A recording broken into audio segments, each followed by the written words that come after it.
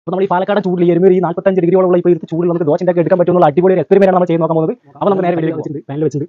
അപ്പോൾ അരമണിക്കൂർ നല്ല ചൂടാവട്ടെ. ചൂടായ ശേഷം നമുക്ക് മാവ് ഒഴിച്ചിട്ട് ദോശ ഉണ്ടാക്കി ഞാൻ കഴിഞ്ഞു പോകും. ഓക്കെ, അരമണിക്കൂർ നമുക്ക് ഒരു രക്ഷയില്ല. ഈ ചൂട് കൂട്ടി പിടിക്കണം. നല്ല ശേഷം നമ്മൾ അരമണിക്കൂർ 3 മണിക്കൂർ വെച്ചിട്ടുണ്ട്. എന്തായാലും ചൂടായിട്ടുണ്ടാവും, നല്ലപോലെ ചൂടായിട്ടുണ്ട്. നല്ല ചൂട് വെച്ചാൽ നമുക്ക് നേരെ എണ്ണയൊക്കെ തേച്ച് ദോശ ഒഴിക്കാം. കൊണ്ടോ ദോശയായില്ലെങ്കിലും ഞാൻ എന്തായാലും പരിപാടി ചെയ്താവും. അപ്പോൾ എന്തായാലും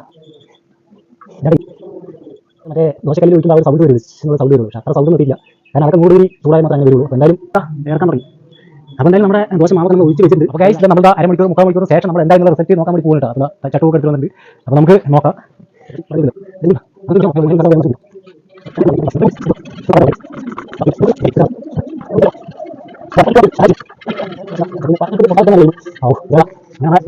സക്സസ്ഫുൾ അല്ലാതെ പറയാൻ പറ്റില്ലല്ലോ. 45 ഡിഗ്രി എന്ന് പറഞ്ഞാൽ എന്താ പറയുക, 50 ഡിഗ്രിയിലുള്ള ഒരു എഫക്റ്റാണ് നമുക്ക് കിട്ടുന്നത്. കഴിച്ചും കാണിച്ചു തരാം.